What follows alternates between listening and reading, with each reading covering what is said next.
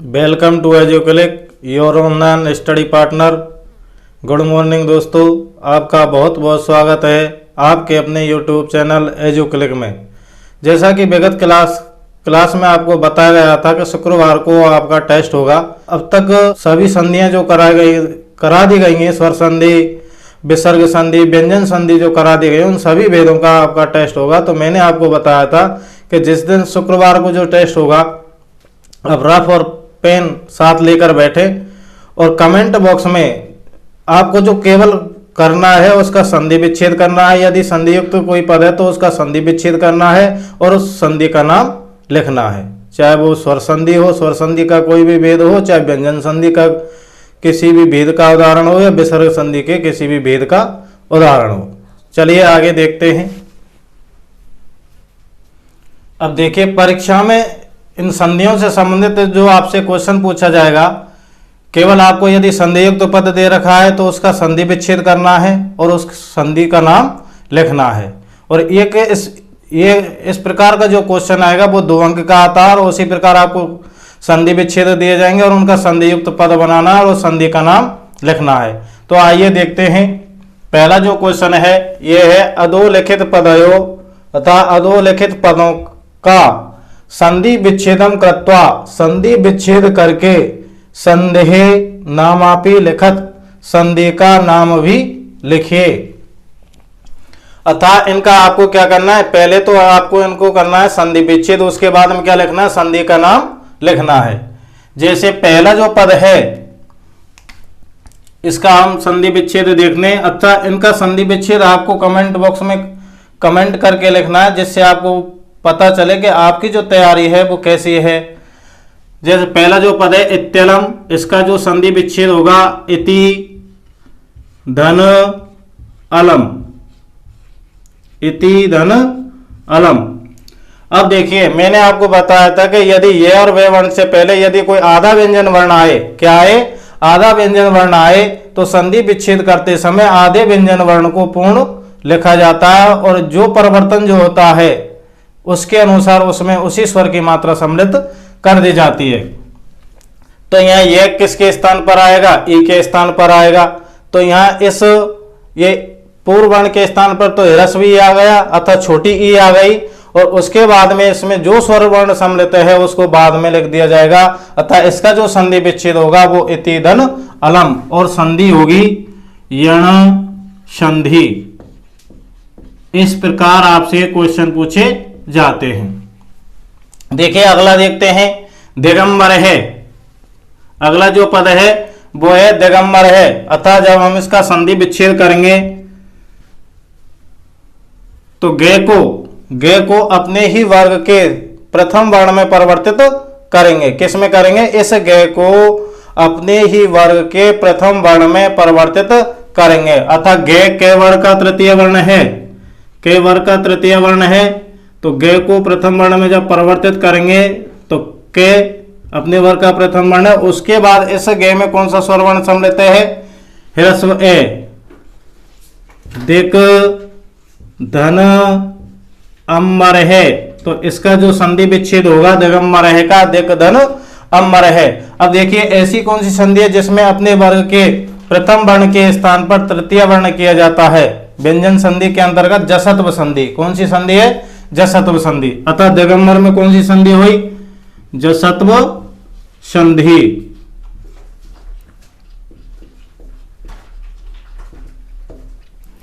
अगला उदाहरण देखते हैं, रामस्य। क्या है अगला उदाहरण, रामस्य। अब देखिए इसका हमें क्या करना है, संधि विच्छेद करना है। अब देखिए रामस्य, तो इस से के स्थान पर आपको क्या करना है, विसर्ग करना है। क्या करना है, जब विसर्ग करेंगे किसी से के स्थान पर, ये तो आपको निश्चित ही है, जब विसर्ग के स्थान पर अर्थात से के स्थान पर विसर्ग किया जा रहा है तो कौन सी संधि होगी, सत्व विसर्ग संधि होगी।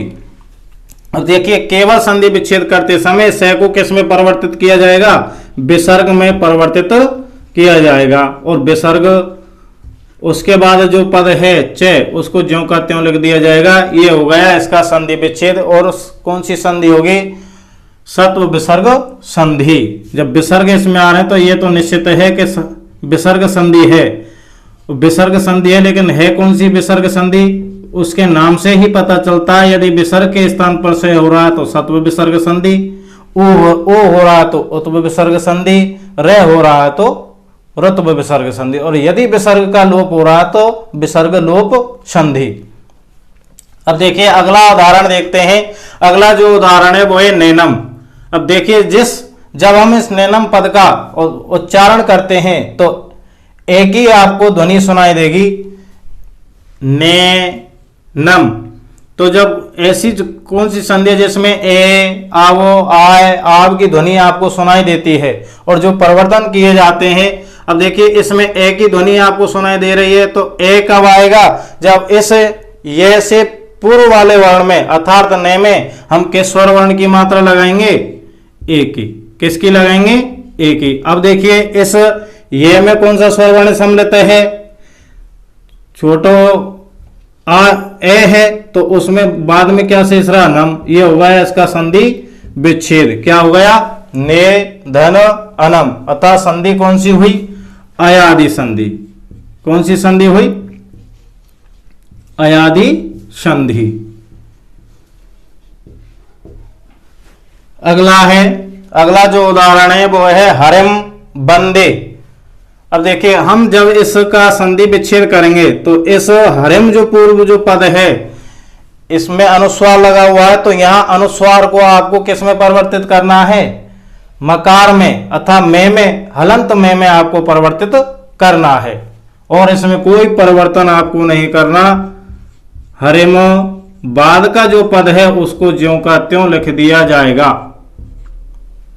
यहां अनुस्वार के स्थान पर क्या परिवर्तन हुआ है, हलंत में हुआ है, अर्थात कौन सी संधि हुई है, अनुस्वार के स्थान पर जो परिवर्तन हुआ तो कौन सी संधि होगी, अनुस्वार संधि। कौन सी संधि हुई, अनुस्वार संधि। अगला है रामो अयम। अब देखिए इसमें ओ की भी मात्रा है और अवग्रह का भी चिन्ह है, तो इस ओ की मात्रा के स्थान पर आपको क्या परिवर्तन करना है, विसर्ग। क्या करेंगे, विसर्ग। ओ की मात्रा के स्थान पर आपने विसर्ग लगा दिए, प्लस अब ये जो अवग्रह का निशान है चिन्ह जो है इसको ए में परिवर्तित कर देंगे, बाद का जो पद है उसको ज्यों का त्यों लिख दिया जाएगा। अब देखिए आपने इस ओ की मात्रा के स्थान पर क्या परिवर्तन किया है, विसर्ग किया है, तो ओ के स्थान पर विसर्ग हो रहा है, तो कौन सी संधि हुई, उत्व विसर्ग संधि। उत्व विसर्ग संधि, जिसका सूत्र मैंने आपको बताया था, अतोरोर ए प्लुता ए प्लुताद प्लुते। अतः यह कहता है कि ह्रस्व आकार के बाद में, ह्रस्व आकार के बाद में अतः ह्रस्व ए के बाद में छोटे ए के बाद में छोटा ए आए तो विसर्ग के स्थान पर ओकार अथवा ओ की मात्रा कर दी जाती है। अब अगला तथैव। तथैव इसमें दो मात्राएं संयुक्त हैं, तो इसका जो संधि विच्छेद होगा तथा धन एव। अब देखिए तथ कोई पद नहीं होता, इसलिए तथ धन एव नहीं होता, संधि विच्छेद क्या होता है, तथा धन एव। इसमें दो मात्रा संयुक्त है, कौन सी संधि होगी, वृद्धि।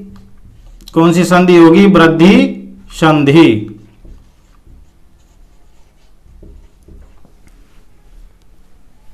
इसके बाद में अगला उदाहरण देखिए अंते अपि।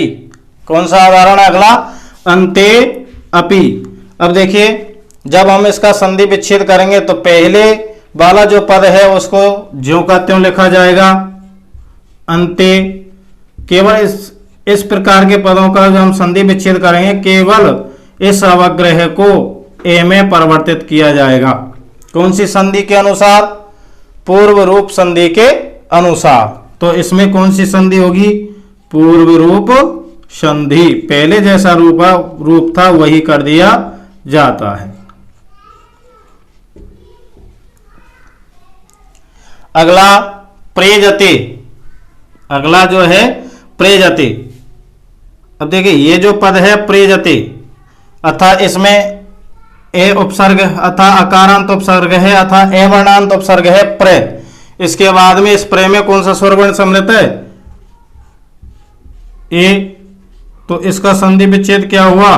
प्रे धन ए जते अथा ए वर्णांत तथा ए अकारांत उपसर्ग के बाद में ए और ओ से प्रारंभ होने वाली कोई धातु हो तो पूर्व और पर के स्थान पर रूप एकादेश कर दिया जाता है इंगी पर रूपम के अनुसार। तो इसमें कौन सी संधि हुई? पररूप संधि। और ये आपको ध्यान रखना है कि स्वर संधि के जो भेद हैं उन्हीं के नाम लिखने, व्यंजन संधि के जो भेद हैं उन्हीं के नाम लिखने। ये नहीं परीक्षा में ये आपको भेद आ जाए और आप केवल स्वर संधि, व्यंजन संधि और विसर्ग संधि लिखे, नहीं, उनके भेदों के नाम आपको लिखने हैं। अगला जो उदाहरण है एतन मुरारी। अब देखिए मैंने आपको जब संधियां कराई गई थी तो आपको मैंने एक जगह लिखाया गया था 55 यार। क्या लिखाया गया था? 55 यार। अतः 55 यार का मतलब है कि पद के मध्य में दो वर्ण जो होंगे किसी भी वर्ग के, कोई से भी वर्ग के अपने अपने वर्ग के पांचवें वर्ण होंगे तो उनमें जो संधि होगी वो परसवर्ण संधि होगी। अब देखिए इसका हम जब संधि विच्छेद करेंगे तो इस जो पहला जो पांचवा वर्ण है इसको अपने ही वर्ग के या तो पहले में, दूसरे में, तीसरे में अथवा चौथे वर्ण में इसको परिवर्तित करेंगे। किस में करेंगे? या तो पहले में, दूसरे में, तीसरे में। तो इसका जो संधि विच्छेद होगा एतद धन मुरारी। कौन सी संधि होगी? पर सवर्ण संधि। वैसे तो ये आपके सिलेबस में पर सवर्ण संधि के अंतर्गत दे रखा है, लेकिन वास्तविकता में जो संधि होती है वो अनुनासिक संधि होती है। अगला जो उदाहरण है वो देखते हैं रामो हसती। अब देखिए ओकार की मात्रा है, उसके बाद में ह्रस्व है तो इस ओकार की मात्रा को संधि विच्छेद करते समय किस में बदला जाएगा? विसर्ग में। किस में परिवर्तित करेंगे? विसर्ग में। और बाद का जो पद है उसको जैसा है वैसा ही लिख दिया जाएगा तो संधि विच्छेद होगा राम है धन हसती। कौन सी संधि के अनुसार? आप देखिए ओकार की मात्रा के स्थान पर विसर्ग हो रहा है तो कौन सी संधि होगी? उत्व विसर्ग संधि। उत्व विसर्ग संधि। अगला जो उदाहरण है, अब देखिए अगला जो उदाहरण है नृपेशवर्यम। क्या है? नृपेशवर्यम। दो मात्राएं संयुक्त हैं। जब हम इस पद यहां से आपको खंड करना था, इसका यहां से आपको क्या करना है? संधि विच्छेद करना है। तो नृप धन एस वर्यम। अब आपको ऐश्वर्यम जो पद है उसमें एकार नहीं आता, क्या आता है? ऐकार ही आता है। तो कौन सी संधि होगी? वृद्धि संधि। कौन सी संधि है? नृप धन ईकार में वृद्धि संधि। अब है शंभु राजते। अगला जो उदाहरण है शंभु राजते। अब देखिए शंभु राजते जब हम इसका संधि विच्छेद करेंगे, दोनों पद पृथक पृथक लिखे हुए हैं तो संधि विच्छेद करेंगे तो इसमें जो दीर्घ मात्रा लगी हुई है तथा दीर्घ बड़े ऊ की जो मात्रा लगी हुई है तो संधि विच्छेद करते समय हमें इस दीर्घ की मात्रा को छोटे ऊ की मात्रा में परिवर्तित कर देंगे और उसके बाद क्या लगाना है? आपको केवल विसर्ग लगाना है। क्या लगाना है? विसर्ग लगाना। बाद का जो पद है उसको यथावत लिख दिया जाता है। ये हो गया इसका संधि विच्छेद शंभु धन राजते। अतः कौन सी संधि है? इसमें विसर्ग का क्या हो रहा है? यहाँ लोप हो रहा था। विसर्ग यहाँ संधि युक्त पद में दिखाई नहीं दे रहा तो कौन सी संधि होगी? विसर्ग लोप संधि। कौन सी संधि होगी? विसर्ग लोप संधि, क्योंकि यहाँ क्या किया गया है? विसर्ग का लोप किया गया है। अगला है तबोदार्यम। इसमें भी दो मात्राएं संयुक्त हैं तो यहां इसका संधि विच्छेद करेंगे तब धने औदार्यम, तवो धन औदार्यम, कौन सी संधि होगी? वृद्धि संधि। कौन सी संधि होगी? वृद्धि संधि। अगला जो उदाहरण है वो है भानुरसव। अब देखिए यहां से आपको इसके क्या करने, खंड करने, अर्थात यहां रे है तो रे के स्थान पर आपको संधि विच्छेद करते समय क्या करना है? केवल विसर्ग लगाना है। क्या करना है? संधि विच्छेद करते समय विसर्ग लगाना है। अब आपको देखना है कि रे में कौन सा स्वर वर्ण सम्मिलित है? छोटा ए सम्मिलित है, उसके बाद में से है, ये हो गया इसका संधि विच्छेद। भानु धन असौ। अब देखिए यहां रकार के स्थान पर था, रे के स्थान पर क्या परिवर्तन हुआ? विसर्ग हुआ है, तो कौन सी संधि होगी? रुत्व विसर्ग संधि।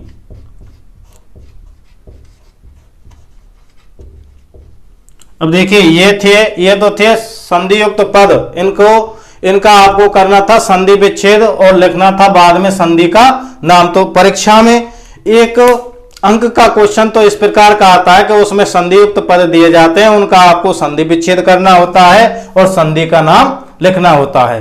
और अगला जो क्वेश्चन आता है एक 2 अंक का आता संधि, जो आपके सिलेबस में वो 4 अंक की हैं, तो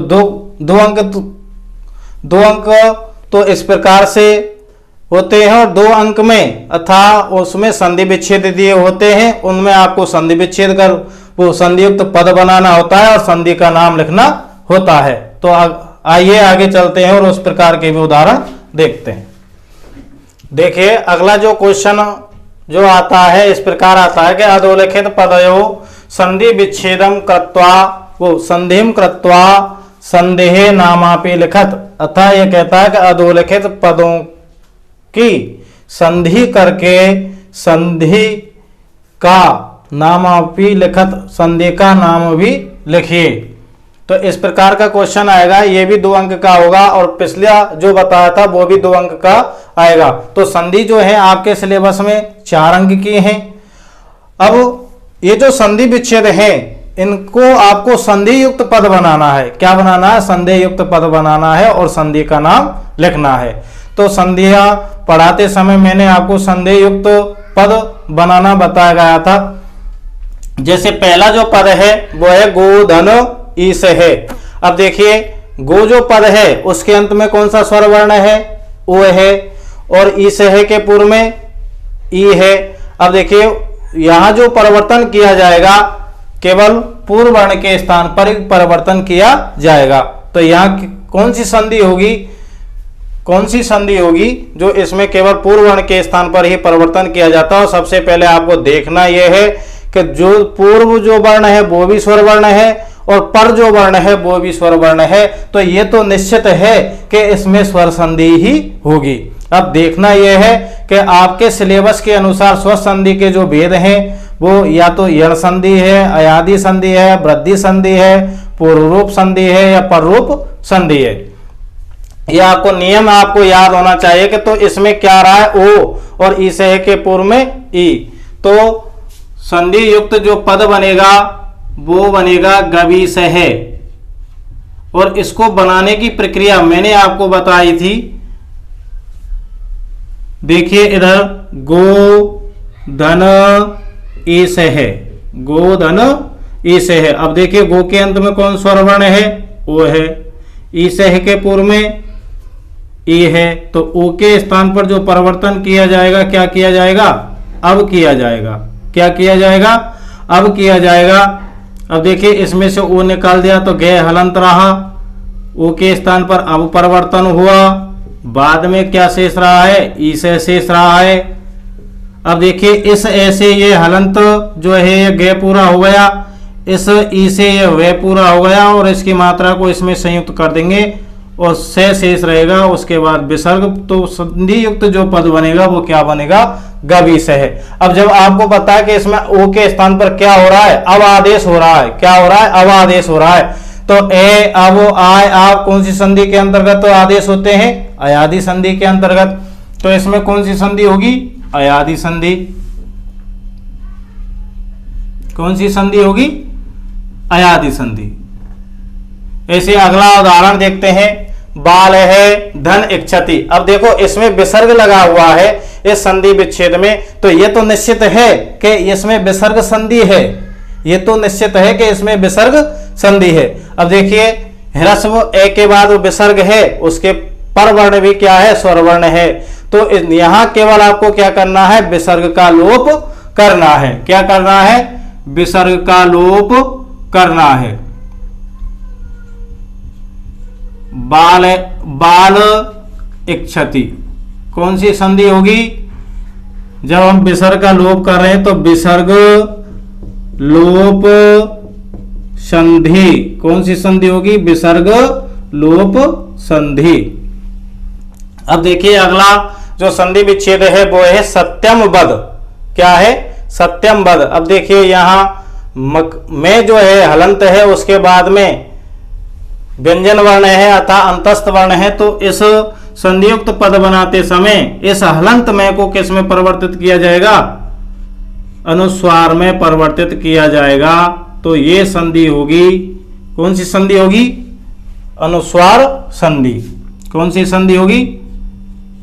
अनुस्वार संधि, क्योंकि इसका जो सूत्र बताया था, ये बताया था वो अनुस्वार है, अर्थात मकार के बाद में अथवा मैं के बाद में कोई भी व्यंजन वर्ण आए तो इसमें को अनुस्वार में परिवर्तित कर दिया जाता है। अब है अगला न में है धन ते। अब देखिए विसर्ग लगे हुए हैं, तो ये तो निश्चित है इसमें विसर्ग संधि है। कौन सी संधि है? विसर्ग संधि है। और आप सभी जानते हैं कि नमस्ते पद किस प्रकार लिखा जाता है।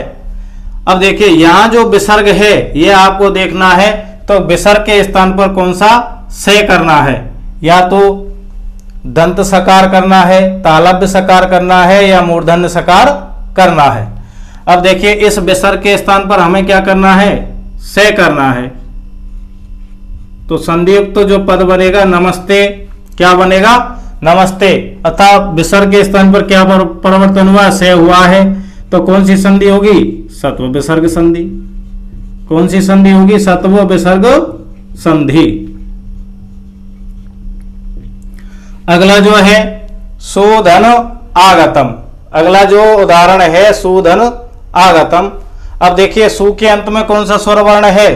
उ है, ह्रस्व उ है अर्थात छोटा उ है, उसके बाद में आ है, अर्थात दोनों पक्षों में हमें देखना है समान स्वर वर्ण है या असमान है। तो स्वर वर्ण है, ये तो निश्चित है कि इस संधि विच्छेद में स्वर संधि है, स्वर संधि है। लेकिन है कौन सी स्वर संधि? स्वर संधि का कौन सा भेद है? तो इसमें सु में कौन सा स्वर है? उ है, और उसके बाद में परवर्ण जो है वो आ है, अर्थात दोनों पक्षों में असमान स्वर वर्ण है। चलिए इधर देखते हैं, सुधन आगतम। सु के अंत में उ है, उसके बाद में आ है, दोनों पक्षों में असमान स्वर वर्ण है, तो उ के स्थान पर जो परिवर्तन किया जाता है वे किया जाता है। अब देखिए से हलंत रहा, उ के स्थान पर वे परिवर्तन हुआ, उसके बाद में क्या शेष रहा है? आगतम। क्या शेष रहा? आगतम। अब देखिए से भी व्यंजन वर्ण है और वह भी व्यंजन वर्ण है, से भी व्यंजन वर्ण है और वह भी व्यंजन वर्ण है। तो जब हम दोनों व्यंजन वर्णों को संयुक्त करेंगे तो पहले वाला जो व्यंजन वर्ण है आधा रहेगा। अब इस ऐसे ये वह पूरा हो गया, उसके बाद क्या शेष रहा? गतम। तो संधि युक्त जो पद बना क्या बना? स्वागतम। कौन सा बनेगा? स्वागतम। कौन सी संधि है? यण संधि। अब देखिए स्वर संधि के भेदों में जो असमान स्वर वर्ण आते हैं केवल यण संधि के अंतर्गत ही आते हैं। अब अगला जो संधि विच्छेद है वो है प्रेधन ओसति। क्या है? प्रेधन ओसति। तो यहां देखिए ये अवर्णांत उपसर्ग है प्रे, उसके बाद ए और ओ से प्रारंभ होने वाली कोई भी धातु हो तो पूर्व और पर के स्थान पर पर रूप एक आदेश कर दिया जाता है। तो क्या बनेगा? प्रोसति। क्या बनेगा? प्रोसति। तो संधि कौन सी होगी? पर रूप संधि। और देखिए जब आप इनका इस प्रकार या पद बना रहे हो या संधि विच्छेद कर रहे हो तो आपको यह पता है कि प्र के बाद में, प्र के अंत में कौन सा स्वर वर्ण है, ए, और ओ सती के पूर्व में ओ, तो ये तो निश्चित है तो इसमें स्वर संधि, कौन सी संधि है, स्वर संधि है।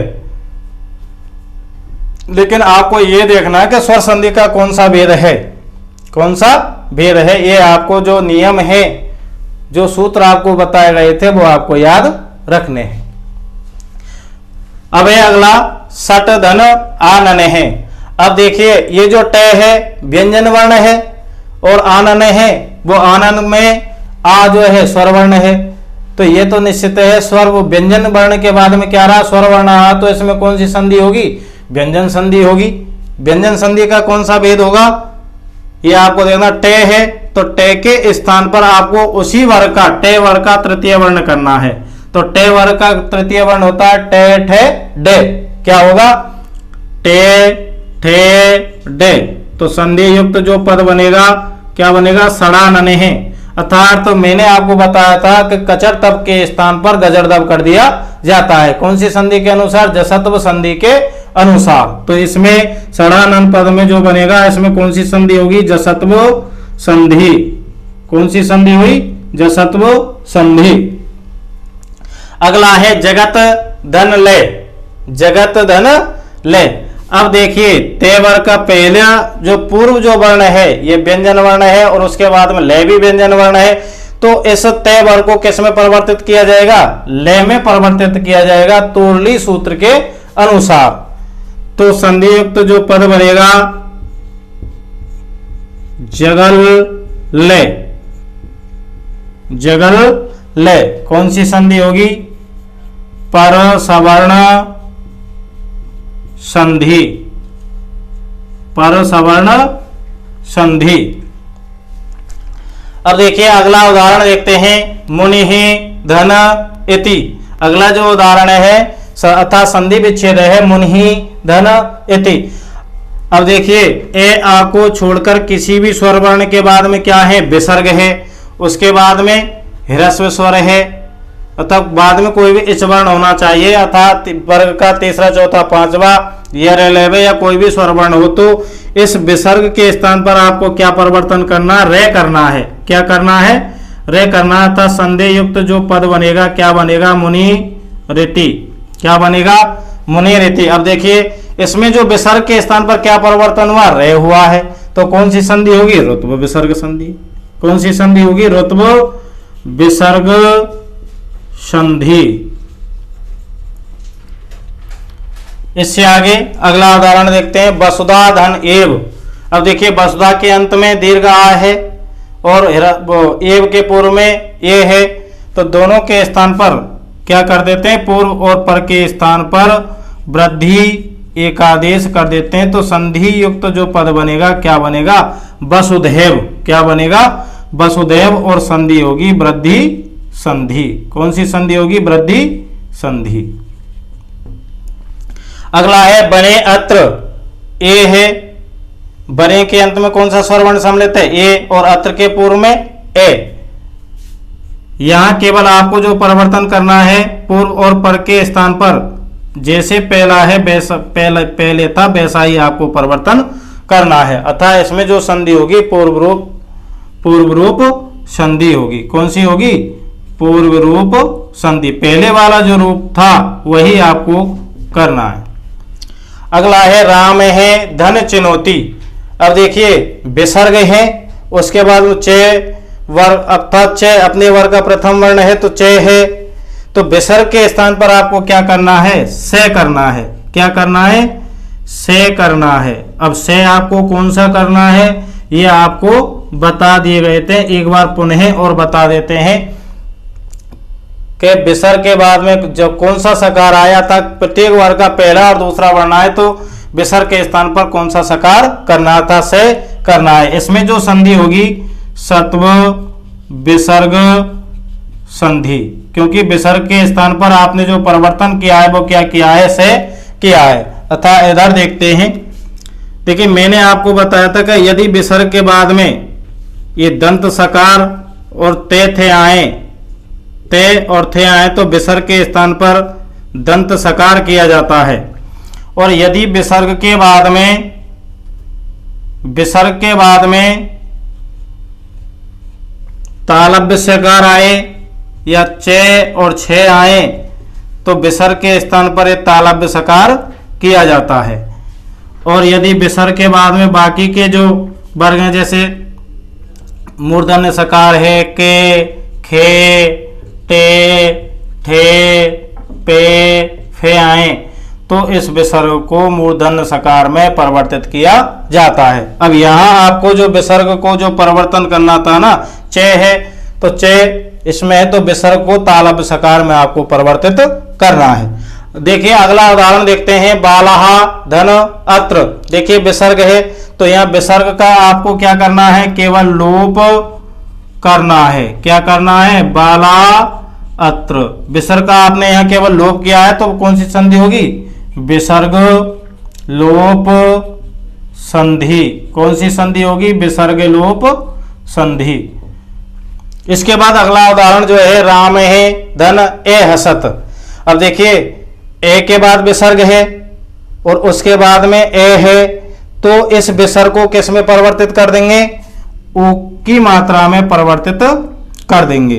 तो संधि युक्त जो पद बनेगा, रामो ए हसत। क्या बनेगा, रामो ए हसत। कौन सी संधि होगी, उत्व विसर्ग संधि। नेक्स्ट, बने धन अत्र। बने धन अत्र। ये जो उदाहरण है बने धन अत्र, इसमें ये स्वर वर्ण सम्मिलित है, उसके बाद ये है जो जैसे पहला रूप है, केवल यहां जो परिवर्तन करना है पूर्व और पर के स्थान पर पूर्व रूप एक आदेश करना है। तो इसका संधि युक्त जो पद बनेगा, बने अत्र। कौन सी संधि होगी, पूर्व रूप संधि। कौन सी संधि होगी, पूर्व रूप। तो ये हो गया आपका टेस्ट। ये जो उदाहरण है इस प्रकार आपसे परीक्षा में पूछे जाते हैं। तो यहां तक आपका ये टेस्ट समाप्त हो चुका है। अगली जो क्लास होगी मंडे को, उसमें समास का हम अध्ययन करेंगे। वीडियो को लाइक व शेयर करें तथा चैनल को सब्सक्राइब करें। मिलते हैं अगली क्लास में।